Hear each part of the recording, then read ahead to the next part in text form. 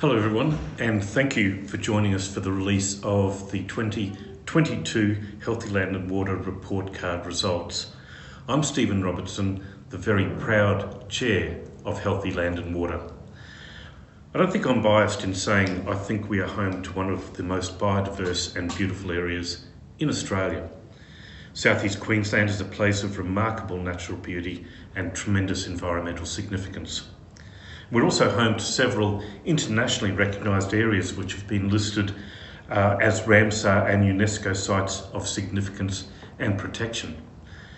Our footprint is of one of the most populated regions in Queensland, with more people flocking here every day.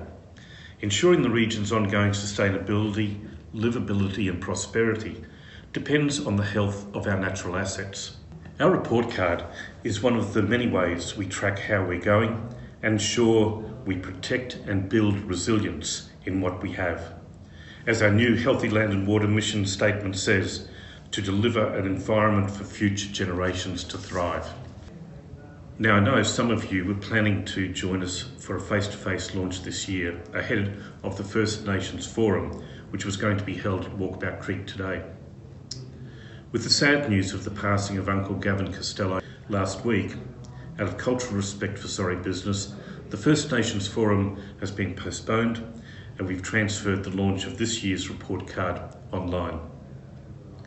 Uncle Gavin was a respected elder of many First Nations and a long-term member of Kayak and a supporter of Healthy Land and Water over the last 2 decades. He was passionate about the preservation and understanding of Aboriginal cultural heritage and supported many of our staff and stakeholders to understand culture and how it surrounds and informs the world around us. So at the conclusion of this launch, I would like to close by inviting you to join us for a moment's silence. Now let's begin this briefing with an acknowledgement of country. In the spirit of reconciliation, we acknowledge the traditional custodians of country throughout Southeast Queensland and their connections to land, sea and community. We pay our respects to their elders past and present and extend that respect to all Aboriginal and Torres Strait Islander peoples today. Healthy Land and Water prides itself on its commitment to reconciliation and delivers a huge array of actions towards this as outlined in our official Reconciliation Action Plan, which was endorsed by Reconciliation Australia 2 years ago. For those of you who are joining us for the first time, I'll quickly touch on who we are. There are 56 natural resource management bodies covering every inch of Australia. Healthy Land and Water is the official NRM body for Southeast Queensland. We are effectively the peak body for the environment for the region, but our expertise does see us delivering more broadly across Queensland for a number of initiatives. We are charged with coordinating the Natural Resource Management Plan on behalf of communities across Southeast Queensland. And we also deliver hundreds of targeted projects across the region and advocate for policy change and inform decision makers on where the best spend should be directed to achieve the best outcomes for our region. And one of the ways we do this is via our long-running environmental health monitoring program. We've now been tracking the state of the environment in Southeast Queensland for more than 20 years and reporting this back through our publicly accessible online report card website, which is why we're here today to launch the 2022 results. Before we look at this year's results, I would like to recognise the incredible leadership of the active team and partners who band together to fund this vital data monitoring and reporting work for the region each year. They might not like the results in some years, but it hasn't stopped their forward-thinking collaboration, which has put Southeast Queensland in the enviable position of being able to put over 20 years of data at the fingertips of decision makers. Their leadership and foresight particularly shines in a pivotal year for the region like this one, which has once again been impacted by disaster-scale flooding. Having that robust, long-term data is the secret weapon Southeast Queensland has to inform the best way to help build resilience into our environment and communities, so we can help them to not be so badly impacted by these types of events in the future. More on that later, but to start off with, I'd like to highlight what's new in 22. Over the 2 decades of its existence, the report card for the region has been constantly improved and strengthened. One of the key steps forward for the program was adding social and economic indicators about 8 years ago. This year, our report card for the region has evolved again.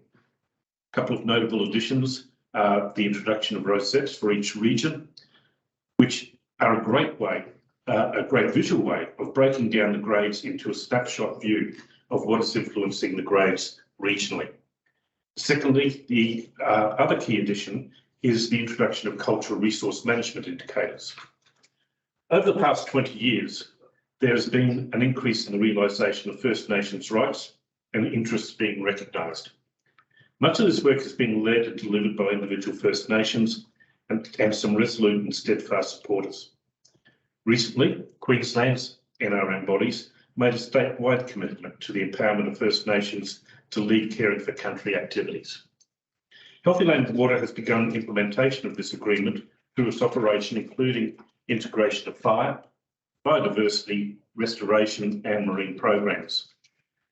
This is an important step to strengthening our program to cover the interconnected elements of environmental, social, economic and cultural aspects which underpin sustainable development. So here to launch this new component of our report card is the Healthy Land and Water Strategic Partnerships Manager, Joel Bosinius. Joel is standing in for Cameron Costello, who is at this time engaged in the sorry business following the passing of Uncle Gavin.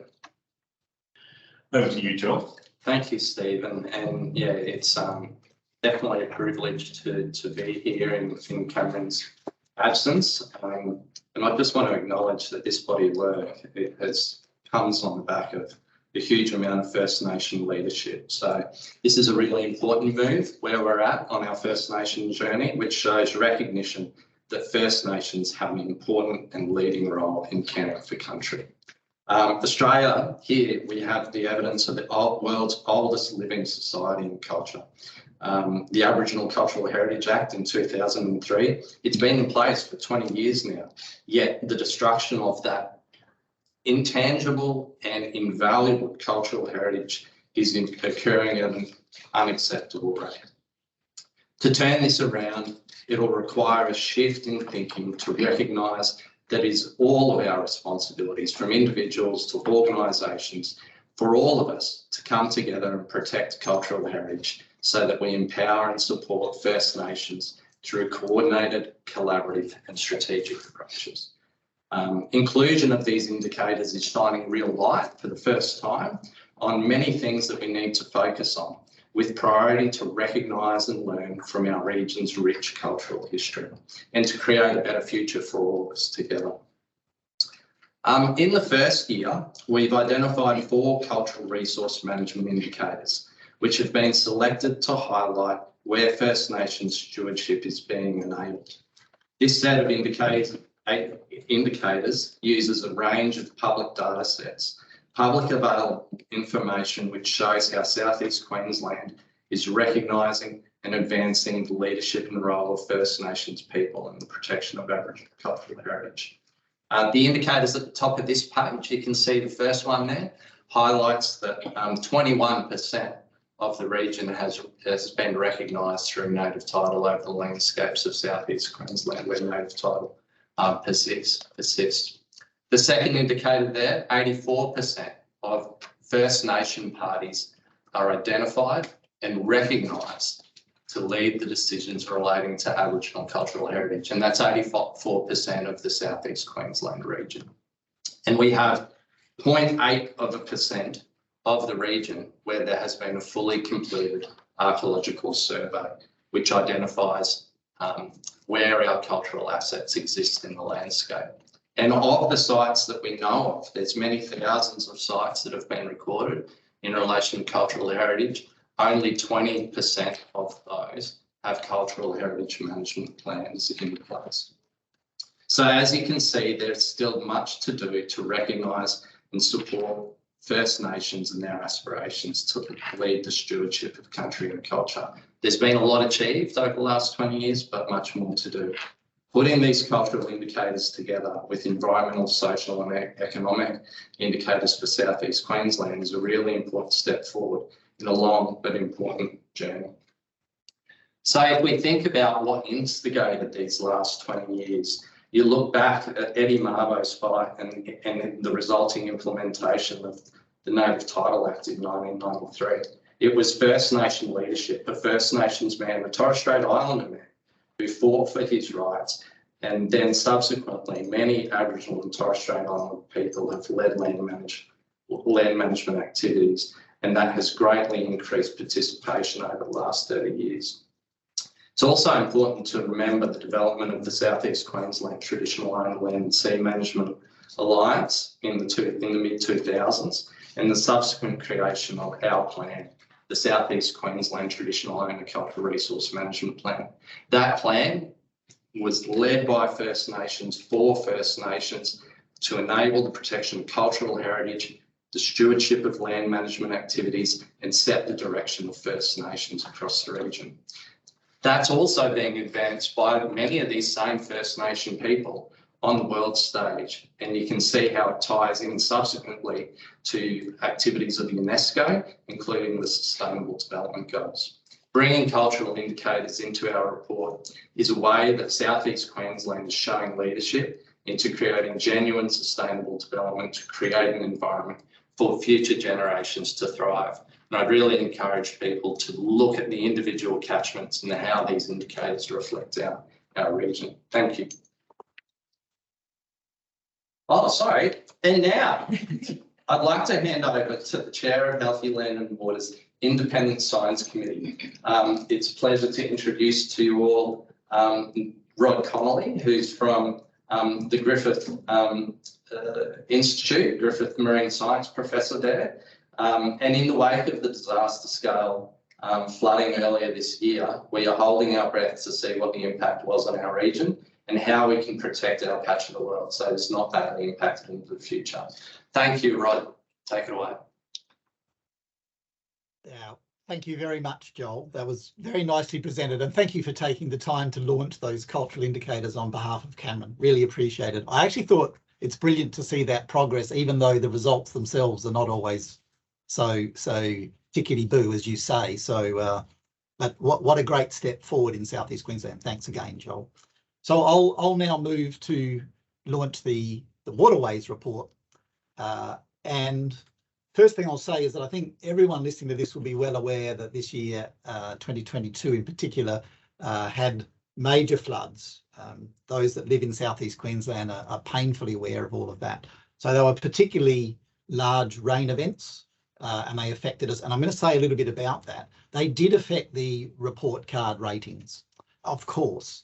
Not always negatively, often, but not always. And I'll mention that as we go through. What I would say is that in every case, we learn something. We learn something either scientifically or about the way we're managing the catchments in our area at the moment.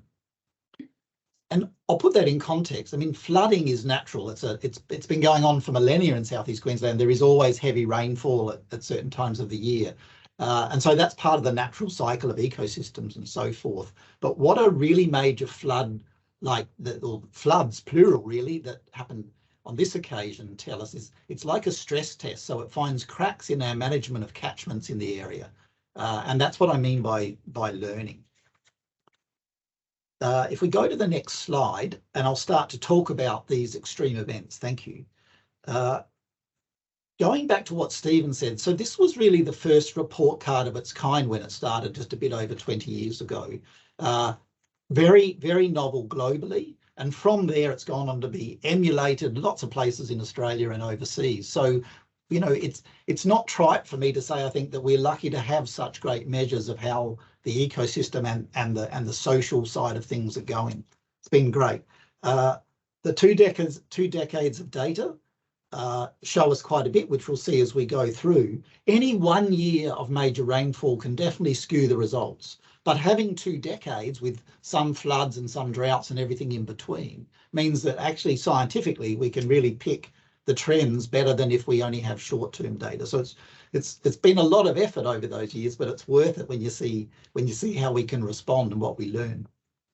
So it's like an early warning system. I think of it like that. So we're finding out the critical issues, hopefully before it's too late to act, or too expensive to act potentially.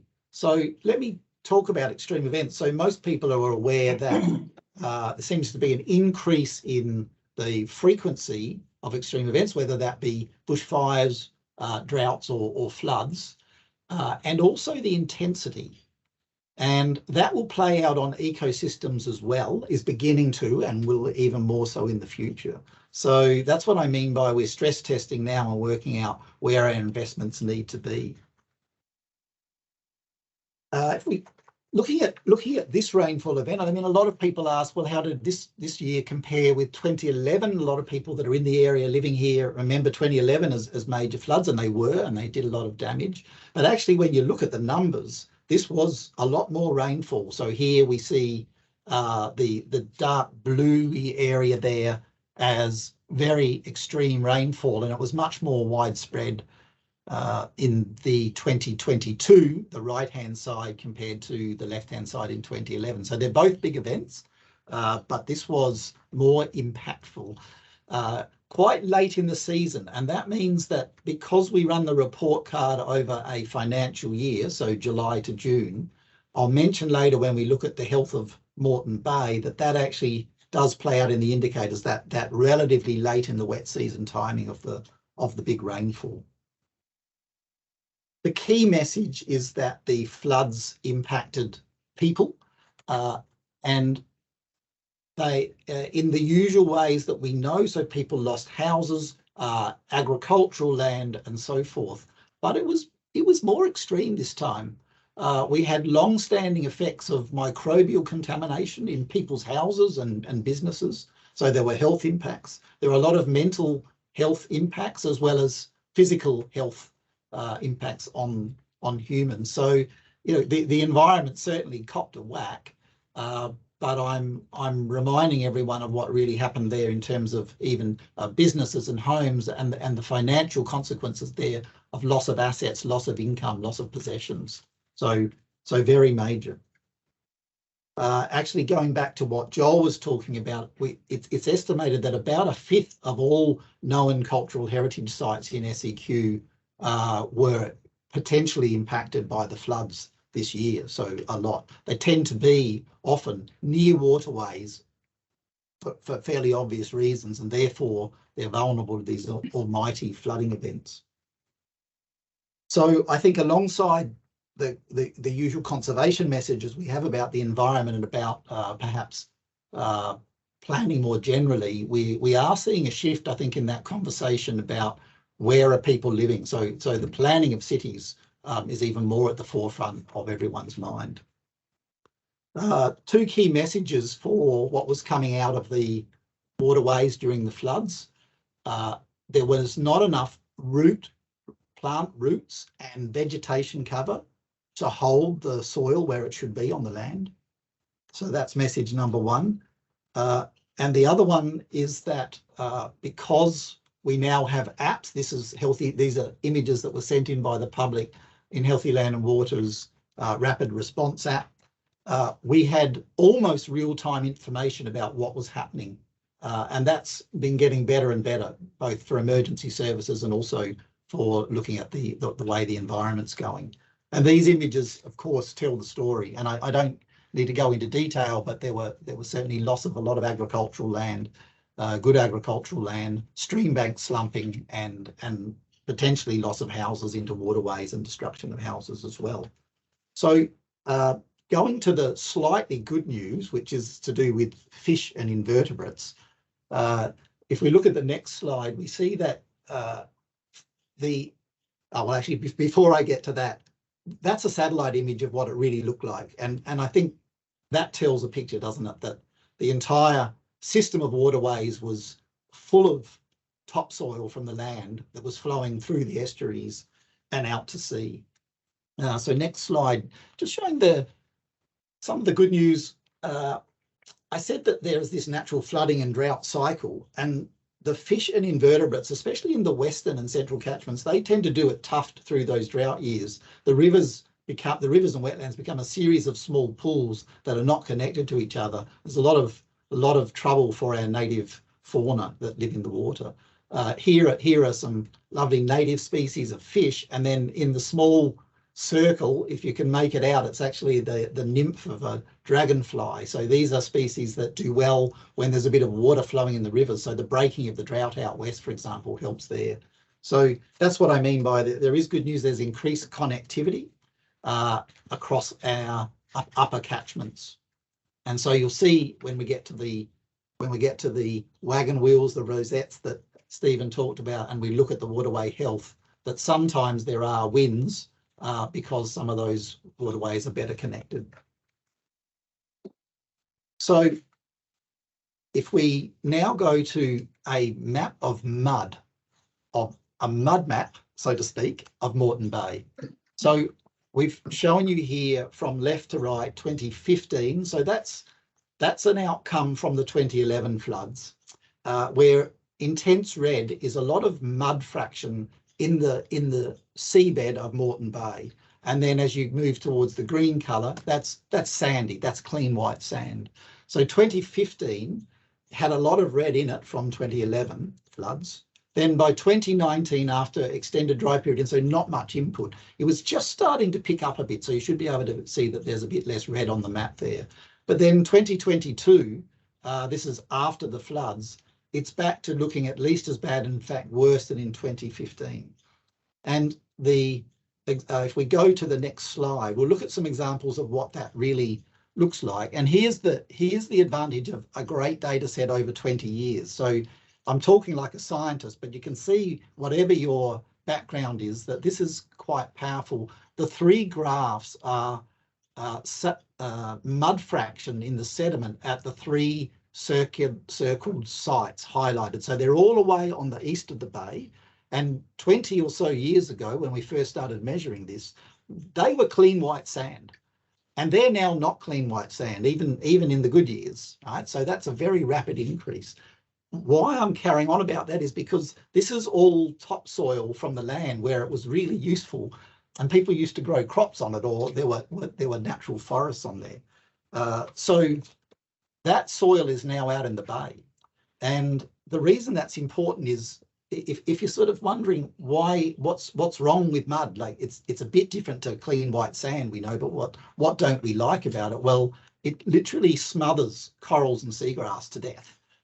And when it's not doing that, it stores toxicants, nutrients and other toxicants, that then when the wind blows and the waves move the sediment around, they get released into the environment again, into the bay. So it doesn't just go away. So this is why we continue to work hard on it. And I wanted to give an example that is, to me, almost shocking. For those of you that know the Wynnum Manly area, the boat harbour and so on there, I mean, it's muddy, right? If you go there now, and since I've been living here, but if you talk to old timers, people that are still alive today, they remember in their early days as kids, they literally were there on the western side of the bay having sandcastle competitions. So it was white sand there. So this idea that the bay is muddy and it's normal, that's not really true. That's a recent phenomenon, and you can see that there are consequences of that. So let me move to waterway health now. We go to the rosettes that Stephen mentioned. So this is a new feature of the report card. So I'm going to sit on this slide for a moment and just walk everyone through why we're doing it this way. So we're trying to build a picture that is easily seen graphically of how the grade is going for a particular system. So we're looking at the northern catchments to begin with, and then I'm going to move south through the catchments very, very briefly before I close. On the left in each case, so for Noosa, top left, on the left is last year's report card grade, and this rosette or coloured wagon wheel. And not surprisingly, green means very good. You're doing well, carry on, keep the work up. And then red is very poor, and that needs urgent action and aspire to doing better. And then yellow is moderate, and orange is somewhere between, is not doing too well either, but it's a little bit better than red. So that's the style of these rosettes. And I know that the detail is too much on this slide for people to take in right now, but all of this is away on the report card website. It's all publicly available. Two things about that. One is you can drill in if you're really into data for whatever purpose, then you can drill in and get the details very comprehensively. And the other thing, if you're more into actions, then specific actions for the particular region or waterway are there that we would suggest thinking about.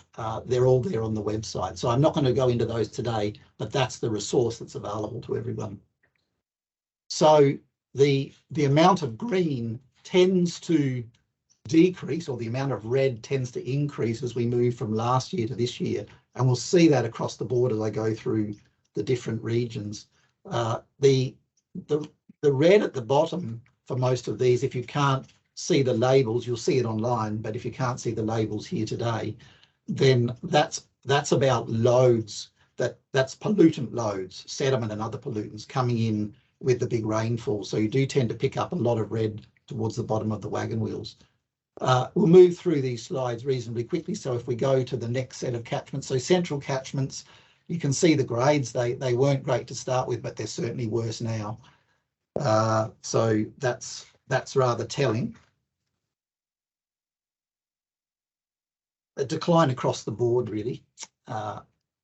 Southern catchments, same sort of trend. We're going quickly now, but I think you can see that there's a decline really in every single case. There's a decline in grade. There's the last of the southern catchments. If we go now to western catchments, so there's a bit of hope there that the breaking of the drought will see some improvement next year. Overall, the freshwater catchment, the freshwater parts of the catchments did do better across our entire Southeast Queensland region this year, and maybe there'll be a bit of pickup next year.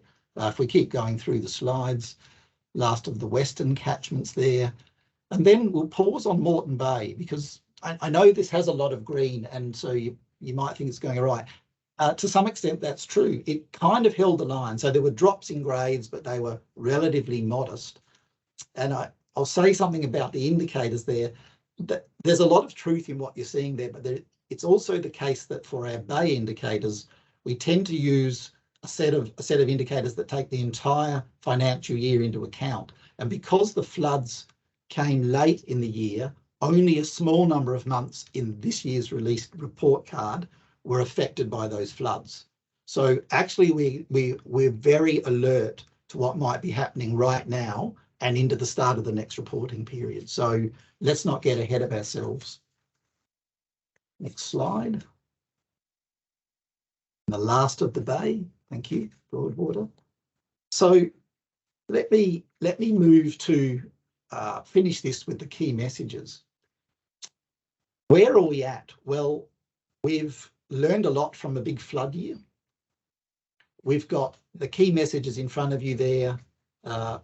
Extreme loads this year, which stress tested what we haven't been doing enough of in the catchments. So this is not the time to be thinking about pulling investments from what we're doing. We need to build the catchment resilience more and more. And I know that Julie will talk about that shortly as we head and push towards the Green Olympics in 2032.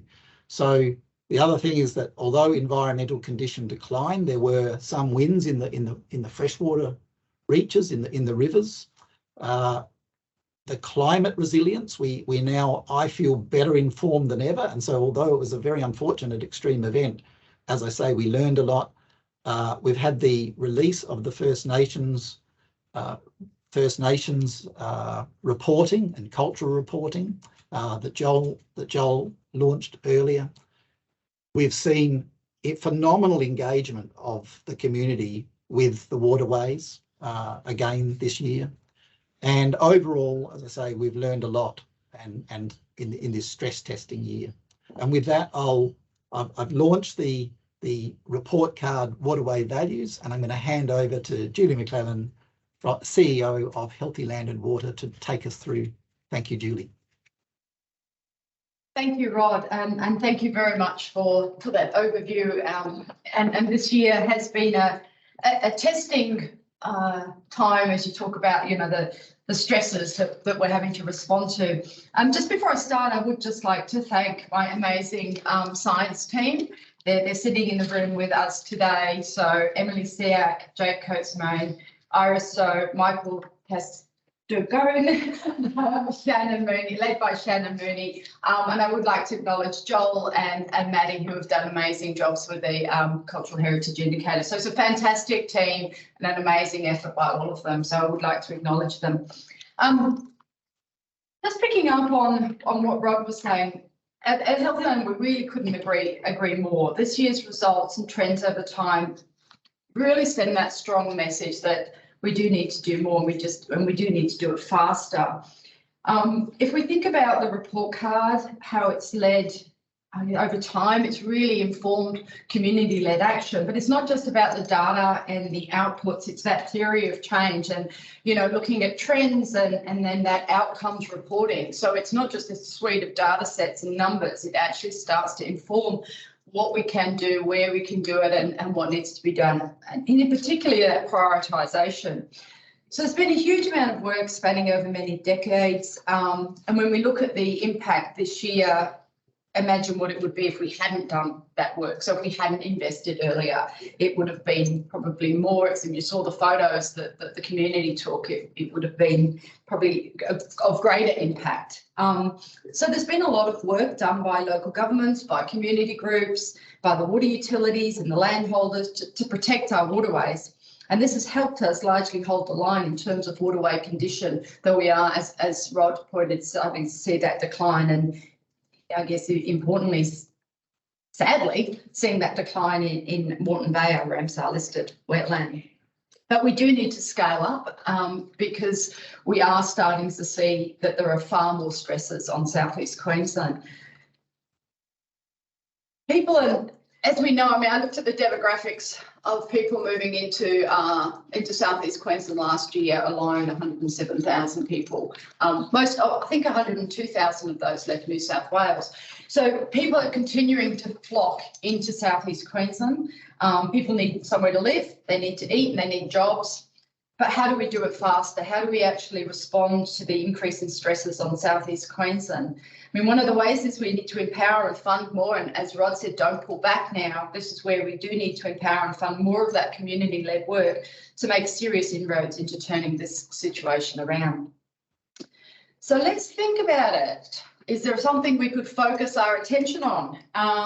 Maybe something that's a decade away. So the eyes of the world are going to be on us in 2032 when the Olympics and Paralympics come to town. A key selling point of Queensland's successful bid was for a Green Games. This brings with it a prime opportunity to use the Games to leverage a positive legacy for southeast Queensland, including achieving enhanced policy delivery, exemplar projects and a climate positive Games. It'll be a unique opportunity to showcase how sustainability and resilience to disasters and climate change can be the centrepiece of making the region a great place to live, work, visit and play. So there's a chance to shine a light on and show the world how southeast Queensland tackles these global issues head on. But to achieve better Olympic environmental outcomes for the 2032 Olympics and Paralympics, we have to start now. The change required takes many years, so delayed action will simply be too late. Fortuitously, the current Natural Resource Management Plan for southeast Queensland is intended to guide action across the region until 2031, which takes us right up to the starting line. Implementing the actions contained in the NRM plan will ensure our legacy and add to the long-term livability and sustainability of southeast Queensland. To achieve a truly green Olympics requires serious investment and action, as you've heard from all the speakers so far. We need to build resilience in our communities, our landscapes and our infrastructure as well. We only have a few minutes, but I'll just cover off a few points. As Rod mentioned, we need to get more roots in the ground. So we're talking grass and plant roots here. So investment in green solutions in our upper catchments has the added advantage of slowing water down, retaining it where it's most needed and taking the peak off downstream floods. This has the added benefit of reducing flooding of homes and reducing damage to built infrastructure. And importantly, there's a lot of interest now from industry and commercial companies as to how do we help, how do we inform this, and what can we do to take this pressure off our downstream environment, including built infrastructure, which, as we know, is very expensive to insure. So this investment will also have a great byproduct in that it will help the region leverage the green tourism angle, improving our region's attractiveness as an option for tourists looking for sustainable, back-to-nature experiences, and provide a platform for increasing biodiversity in SEQ and protecting our iconic species. The longer we leave it to take action, the more damage is being caused during each event, and it's not only going to get harder to fix, it's simply not a good idea to delay any longer. So the good news for South East Queensland is we know the pressures that are impacting our region, we know what to do, and we know where to do it. So the data behind those report cards is actually telling us is where those pressures are being applied and where we can actually invest. So the frustrating thing, I guess, for all of us and probably everyone online is that we've known what to do for a long time, but it's big, it's a wicked problem, but we've got wicked solutions. So we're going to flip that around. But because it's hard, doesn't make it any less important or urgent. So what we need now is a concerted effort and a plan supported by resources and with genuine accountabilities. So given it's time for a new plan, we are urgently calling on all levels of government to develop a Green Olympics legacy driver, aka Gold Plan. It would take at least a decade of action, which is needed to create real change. To be able to deliver genuine green games, not just focused on repurposed infrastructure, is going to take immediate action. The Gold Plan will focus on evidence-based priority actions for the region to which all parties agree and just can simply get on with it. It'll identify where the investment is needed to make the biggest gains, and this is where Healthy Land and Water can help and support with the information that we have over 23 years of data and information advising where best bang for buck will be. It'll have targets to measure and report against and will be fully transparent. We actually have a suite of targets in the NRM plan, as I mentioned earlier. We have the evidence, as I mentioned, and Rod has spoken to that, and we can now link it with a future casting approach through Healthy Land and Water's Future Card. The new plan will take all that information and data and identify where investment is needed. And of course, refreshing, growing and mobilising a larger motivated army of volunteers is a critical component of our comprehensive plan. So the Green Olympics Legacy Driver Plan that we are advocating for focuses on evidence-based priority actions for investment in the natural capital of our region, to which all parties agree. It'll include First Nations people, businesses and the general community, not just government. And as I mentioned, it'll have targets we can measure. Everyone has a stake in the region's future, so everyone should have a say. So as I close, I'd like to say that creating a real legacy is going to take leadership, effort, commitment, collaboration, trust, and accountability. In fact, I'd say it's the only way that we can actually create a regional resilience legacy. We can't do it on our own. It's all about partnerships that make it work. Now we just need more people. To create our legacy and future catchments, we need to start now. So to finish today's proceedings, we invite you to stop for a minute, silence to remember Uncle Gavin. Have a minute's silence, please.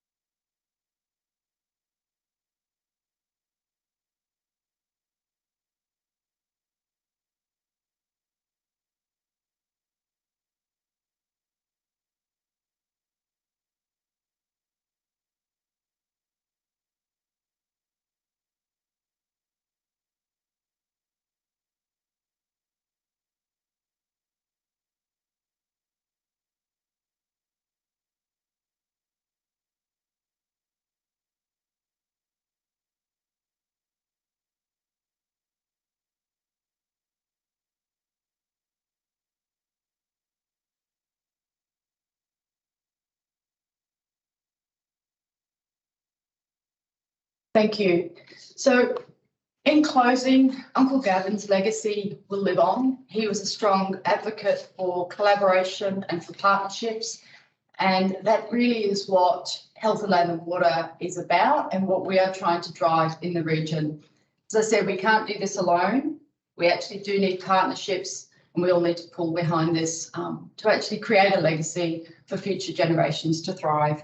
So thank you for joining us today. I hope you've enjoyed, well, maybe not the results, but the presentation, and that you can see how we're driving investment and how important it is for us to measure what matters, to see what success can look like in southeast Queensland. So thank you all. Thank you, Rod, on behalf of Healthy Land and Water, amazing expert of science teams behind us. Thank you to my science team once again. Thank you, Joel, for stepping in for Cameron to present our First Nations indicators. And thank you to the chairman for opening the report card launch today. And thanks to everybody online. Thank you for joining us. Really appreciate it.